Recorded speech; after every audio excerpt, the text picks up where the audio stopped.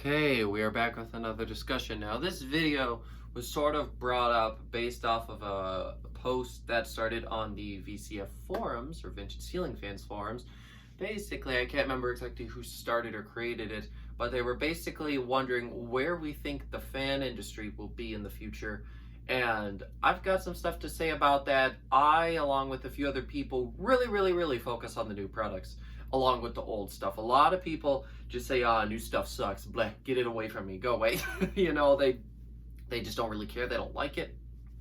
And that's fine. Older fans definitely have quite a few benefits, even though you wouldn't know that by looking at my basement, because the three fans I actually have installed down here, I mean, the 29-inch Northwind is like 10 years old, that wrap is brand new, and then this wing here is like also 10 years old. So yeah, you wouldn't know it, but that's honestly just what's installed right now. Well, the two in the background aren't, but the one above me is just temporary. But how can you not like these fans? These ones are just so cool. But anyways, yeah, there is quite a few things that I want to talk about, like things I'm not really happy with that are happening, and other things that I'm kind of excited about. So let's just jump right into it. So first of all, I think we should probably talk about the thing that I contributed the most when we were talking about that, and that was the motors. Now, there some people brought up some very good points, and I wanna touch on all of these. So I originally said I was talking to some good friends of mine who own a fan store, and they were saying how they believe that in a few years that pretty much the entire industry might be moving to DC. And slowly, as I think more and more about that, I realized just, well, possibly not. And somebody did bring up that point as well, that they don't think the home centers could be there in a few years, but they think that it is feasible that the showroom brands could be moving to all DC by that point. But also keep in mind that technology is still, well, I say expensive, even though we're starting to see some more DC builder products come out.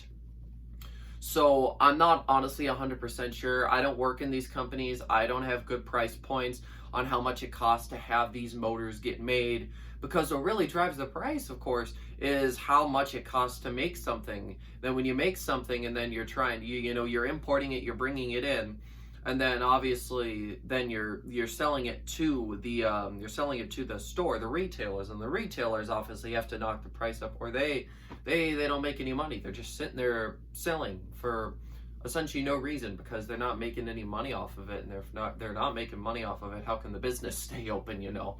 But yeah, I don't know where prices would be. It's really an interesting thing.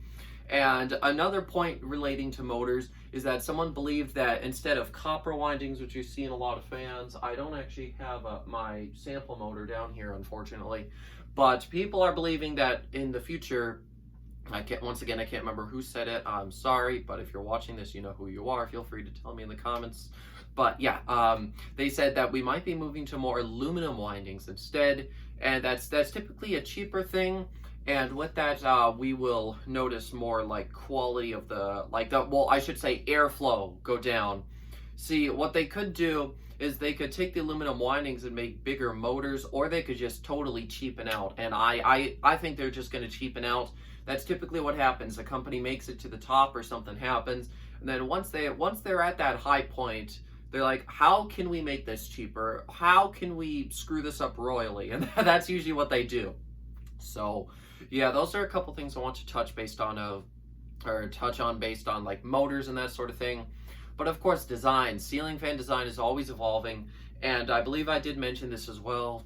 Now, one thing I feel like we're going to see a whole lot more of is those really stupid looking they go right up to the ceiling, like they're flush mount fans. They've got a little portable fan motor whirring around in there with a rotating cage. Those rotating cages are loud, okay? In many of my experiences, I've seen those rotating cages be nothing but a pain in the butt, that they should just leave it straight. Just don't freaking touch it. And I don't necessarily think that aids much to airflow either in my experiences, and some of my showroom friends have told me the same thing. But yeah, I already don't really like those. I definitely prefer the look of more of a basic paddle fan. Now, I do quite like lighting, so that's why most actual Fandelier products, like Savoy ones, like some of the Kichler ones, the Quoizel ones, I can put up with those, because I also do quite like lighting. But once you move into those ugly little ringy portable fanny things, I just think they look stupid, honestly. It's like, I don't want this in my house. It's just so small. How could I see? Part of my thing is, how could I be proud of displaying that? I would much rather have something that just stands out like some of these fans behind me. You know, that's what I want. I don't want something that's completely stupid and little and out of the way. If I fall into one, you know, I would try it, and who knows if I got a hold of one, you know, maybe they wouldn't actually be that bad. Maybe they'd grow on me. But of course, keep in mind, not experiencing it, I don't have the full story. But in terms of appearance, sorry, I don't like them. I really do not. They're not my thing at all. If somebody wanted one, I guess I would sell them one. You know, like if I was working at a retail store, it's money, you know, why would I not? But I'm certainly not going to be happy about it.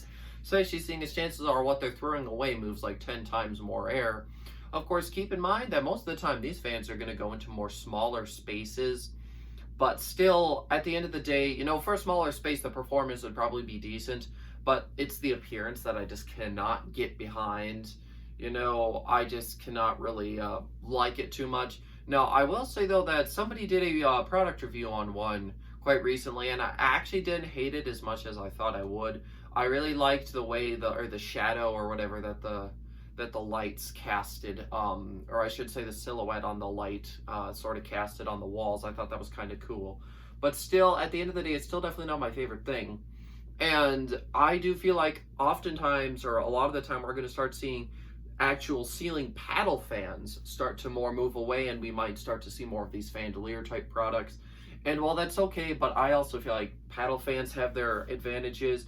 And one thing that a lot of people may not realize, luckily a lot of the collectors do, and also the retailers, is that there's two main different types of Fandeliers. You've got your little portable fan motors, which are really good, just like a portable fan, for direct airflow, right? You know, like these box fans here, like this thing, you know, it blows directly at you. You have to have somebody going like this if you actually want the air to move around, you know. Whereas, well, these ceiling fans, they are much better at distributing their out and around a whole room. Like, if I turned these couple fans in the background on high, they would all of a sudden, the whole room would start to feel cooler. Whereas, they've got a whole direction to go. Like they can move air around the whole place, whereas box fans, they can only move the air in the one direction they're facing. And oscillating fans, they've got a bit more of a tilt and an advantage, but they still do not give you full coverage of a room. A 360 oscillating fan would be kind of cool. I don't know if anyone's developed something like that yet. It's definitely possible, because Fanimation was able to make it work with the rotation, and I'm sure you could easily sort of reverse engineer that, get something that would work on a portable fan. But anyways, yeah, that is the first type of Fandelier. Basically, direct airflow, really good for smaller spaces or directly below. And then you've got other Fandeliers, more, I guess, kind of like Maxim ones, where they do more have the ability to move air all around the room, but still not necessarily as good. At the end of the day, like these paddle fans, until they come up with something that's completely different, I'd still say ceiling paddle fans like this are one of the better options for getting the air moved all around a room. Do I think that ceiling fans could eventually just go away and be phased out?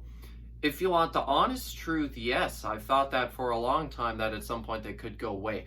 I don't like to think that, okay? I love fans, but I also have to be realistic. I can't just live in a dreamland where everything I want is going to happen, you know?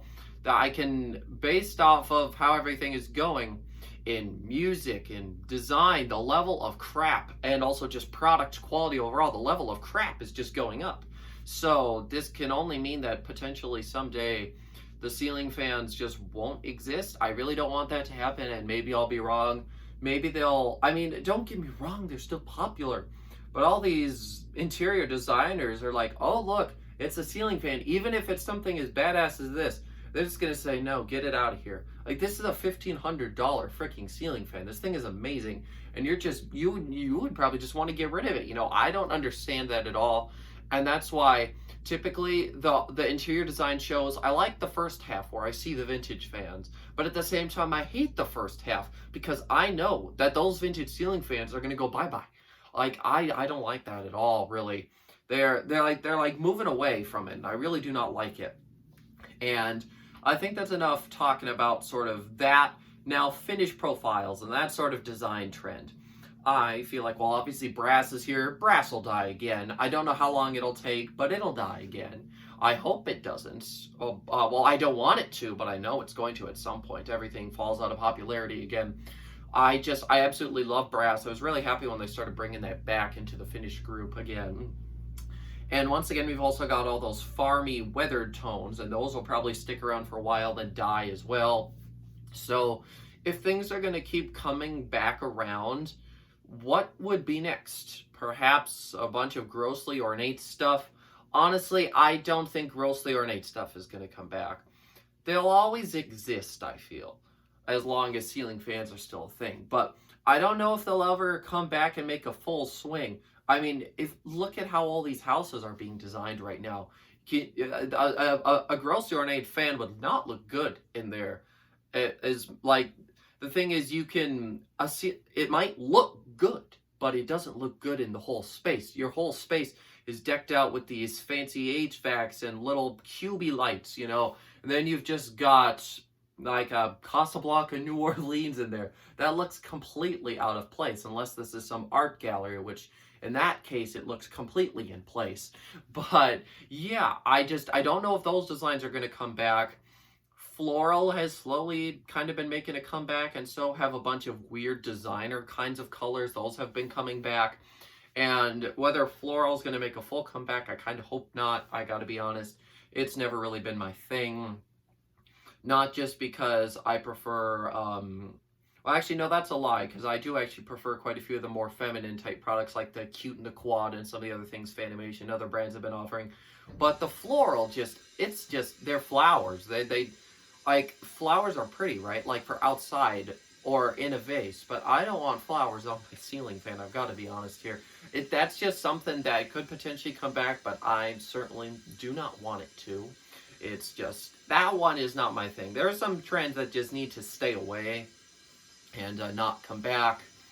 And yeah, otherwise, who knows what else could come back. Anything else from, the 90s, you could potentially be seeing that coming back. I don't really know. One thing I will say is that palm ceiling fans, like palm leaves, they look like they're dying out.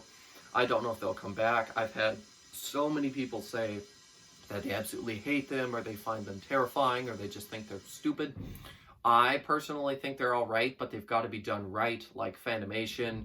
I don't want none of that crappy Honeywell crap, if you've seen those leafy Honeywell fans that they make. Those ones I don't like. But Fanimation, though, and like the Emerson, the Maui Bay, I think it was, and some of those products, yeah, those were good, but a lot of the newer ones that they have right now, honestly, are not that good. And Fanimation appears, here's another thing for motors I forgot to mention. Fanimation may end up eventually getting rid of the FDK 2100 motor, which is that stack type motor that you find in the Islander. But yeah, I heard that they may be getting rid of that, and that would, I believe, be the last stack motor to go. And flywheels, I think, are gone, besides on Fanimations. I don't know if anybody else has got flywheels. I don't think so. Well, not a proper flywheel like what we vintage fan people are used to anyways. And yeah, they've been axing a lot of the old models. At this point, the Islander, the Palisade, and the Brewmaster, maybe one or two others are left. Otherwise, it's all gone. Most of that old stuff is being phased out. So yeah, who knows where the future will bring. These have just been a few speculations. There is way, way more that we could talk about. But for about a 15-minute video, I would say that this is good enough. So thank you guys so much for watching, and I will see you all next time. Goodbye.